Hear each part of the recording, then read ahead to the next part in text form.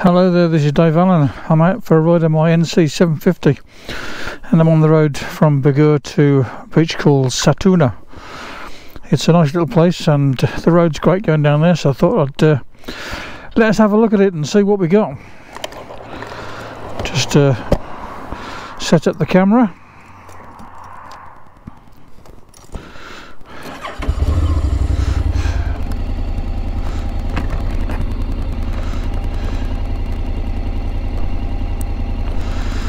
So, here we go.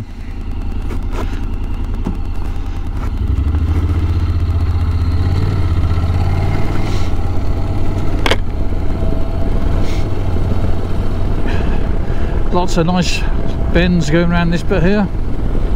I actually came down this way about a week ago, but I wasn't able to really enjoy it too much because I was with my wife and she's a beginner on motorbikes. She was riding a 125 and riding like a beginner, as you would expect, so not going too quickly, not going too slowly either, sort of fast enough really, and it was a good little journey. It was good for her to get the practice on going around a few bends, and there's plenty of tight bends around here. As you can see, they're all hairpins going down from the higher part of Begur down towards Sa Tuna.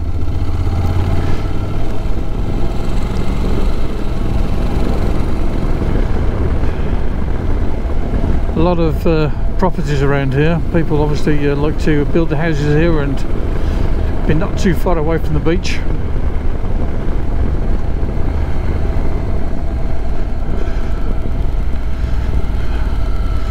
And another tight bend.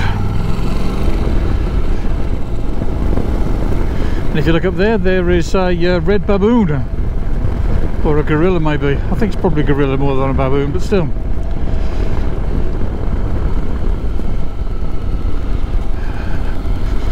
Concentrate on the road because it's a bit bendy,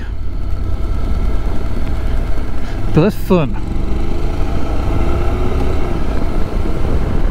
Oh yeah.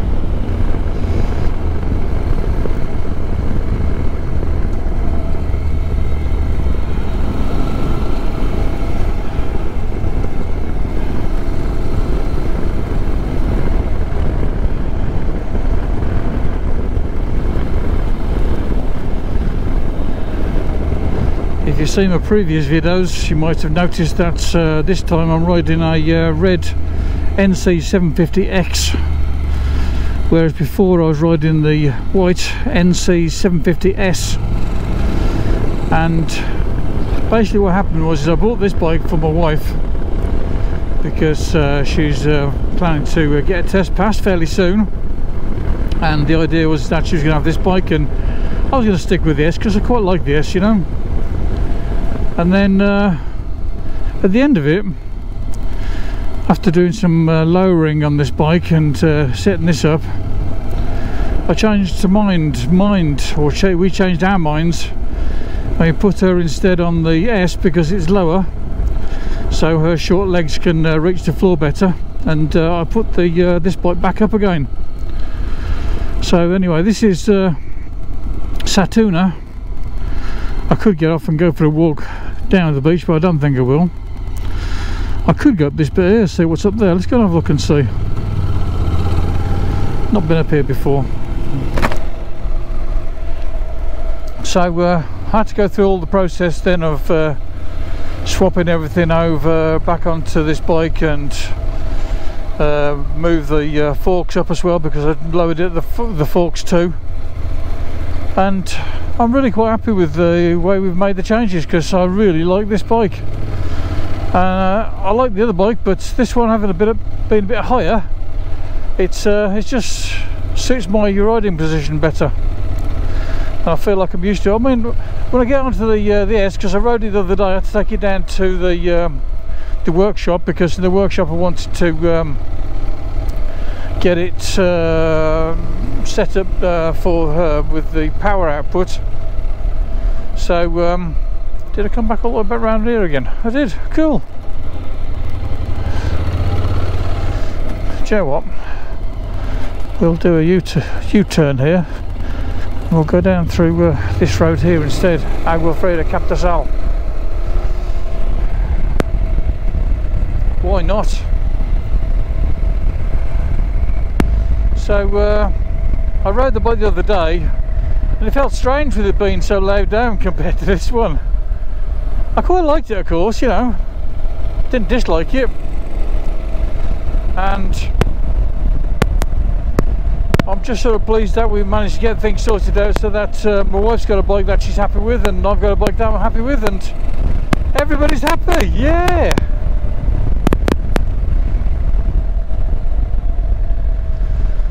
Thing to watch out for on roads like this is that when you go underneath the trees and there's been no sort of sun here, you might come across a bit which is damp, and don't really want to lose traction when I'm going round a bend and there's underneath the trees sort of thing, you know. But as you see, these roads around here are really kind of lovely, lots of fun to go around, lots of bends, twisties.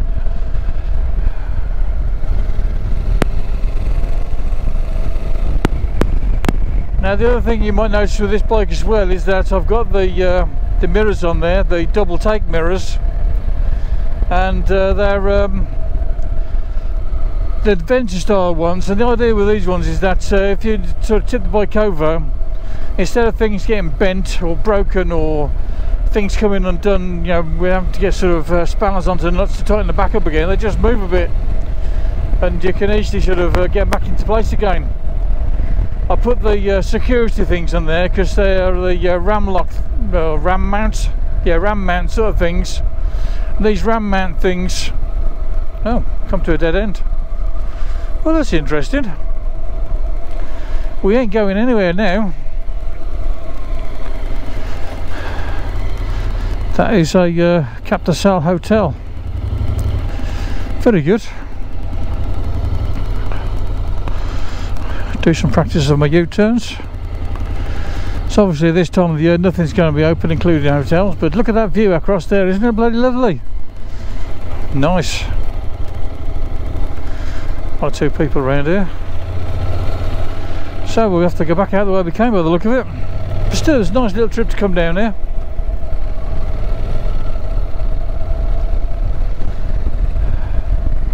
In the summertime, of course, this is chock-a-block with cars. Not so much fun to come around here. If it's not chock-a-block with cars, you come around on the weekends, it's full of cyclists, because the cyclists do love a place to go and climb hills and go up and down. Oh, that goes through there. Oh well, we'll take this road towards Begur, back the way we came. Can't see where I'm going because the sun's in my eyes, but I'm not worried about it too much. I've got enough view. Yeehaw, Twisties, lovely. What bloody marvellous roads. It was great to come out for a ride this far and find these good roads. There's a road which goes from Sant Feliu de Guíxols, which is close to me, and it goes off in the direction of Tossa de Mar. Now that's great, except for Tossa de Mar is in a different comarca. Actually Begur is up to the right there. I'll see about doing a U-turn down there maybe, and here we go. Oh gee, I'm waddling. I should have done that all in one go. I didn't like the look of that drop on the far side there. I lost me nerve. Okay, we'll take this road up here, see where it goes to. It says it goes to Begur, so anyway, as I was saying, the road that goes out to Tossa de Mar from Sant Feliu, that is an amazing road. That is, it's really sort of windy, and you can have a lot of fun down there. You have to be careful because there are places where there's like rocks on the road and stuff, and you don't want to hit these rocks and go sliding. Bit difficult to see where I'm going with the sun in my eyes, but still. But I couldn't go that way, so because it was going towards a different comarca, and the comarca is like a little region in this area.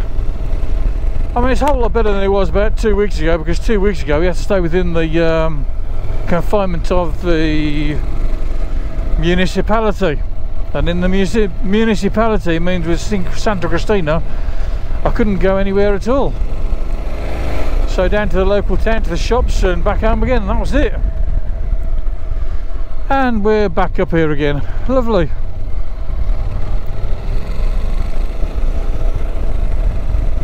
And that house is down there with the red gorilla. Okay, time to go back to Begur. Just realised my indicator was still running there. Look at these lovely twisty bits, hairpins, nice.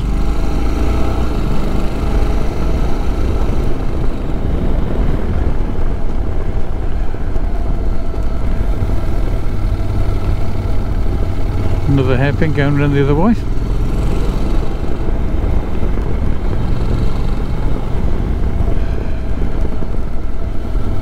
Just for the fun of it all.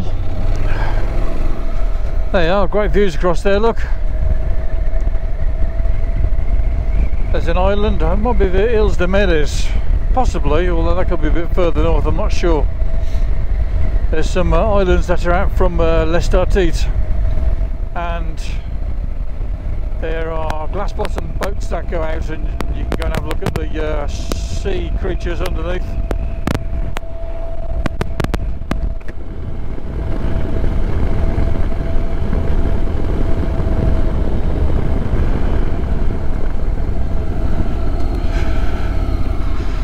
Okay, let's go down there.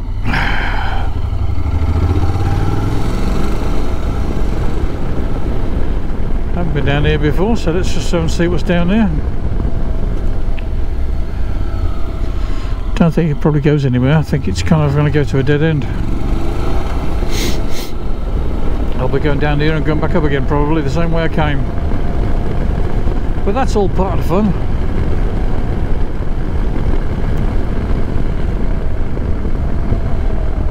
Okay, we've got bumps to go over.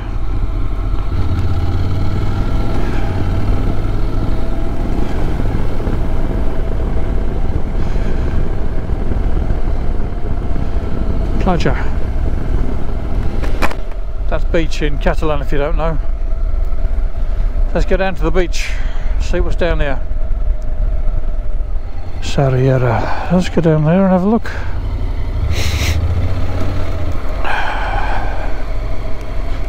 Okay, probably not supposed to come down here, but still, it's the middle of the season and or middle of the winter, and there's nothing down there, so I'm only coming down to have a quick look.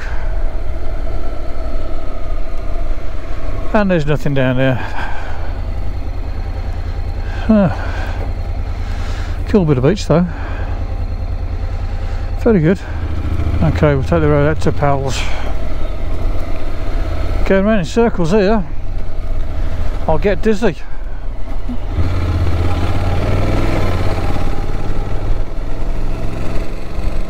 It looks a more interesting road, so let's do it. We'll get some sea views across this way as well. Take it steady around these bends here, because you could have someone coming around on the wrong side of the road easily, because they're quite narrow and bumpy. Playa de Pals, we'll go to the right.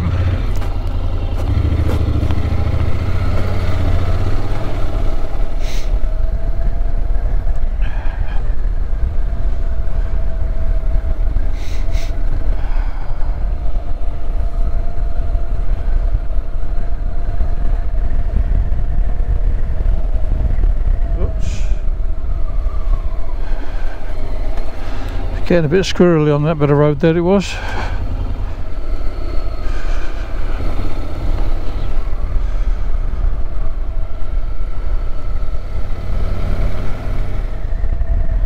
Leaving the region of Powell's now, the town of Powell's, and yep, I've got down here this beach before.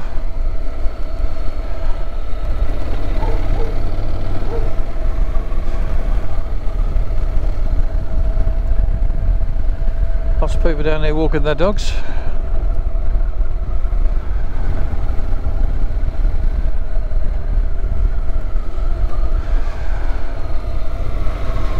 Let's go and have a quick look at this beach. There we go.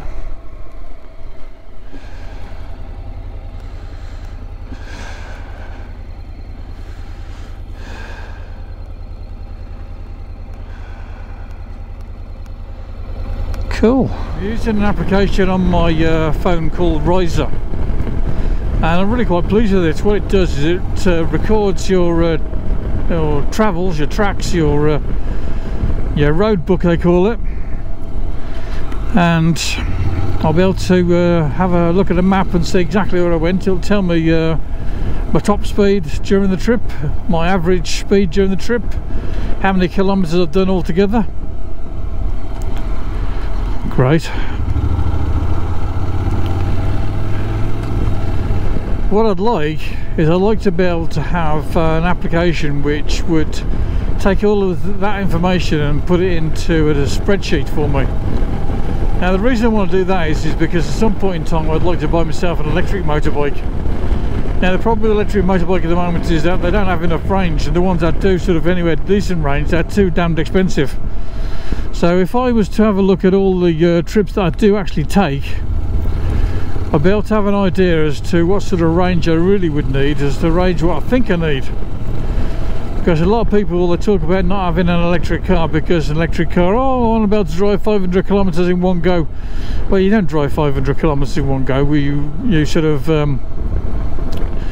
you drive part of the way, you stop, you fill up yourself, you empty yourself, you do that sort of stuff, you take breaks. You don't drive 500 kilometers all in one go. If you do, you're a bit mad. And the idea with electric cars is that when you stop, you fill up. But anyway, with the motorbike, the range isn't quite there yet. You get some there that'll do about 200 kilometers at the most, and I say that about 30,000 euros to buy by the time you've added all the extra bits and sufficient battery power. So anyway, these electric bikes, if I know exactly how many kilometers I'm going to be travelling, I could be thinking, okay, well this bike could do my journey. Maybe what I could do is I could have two bikes. I could have one bike which I do keep the long trips, and then have an electric bike for doing the sort of the days out type of thing that I'd like to do. Okay, this is the one we want down there, Begur, Palafrugell, Palamos. There we go.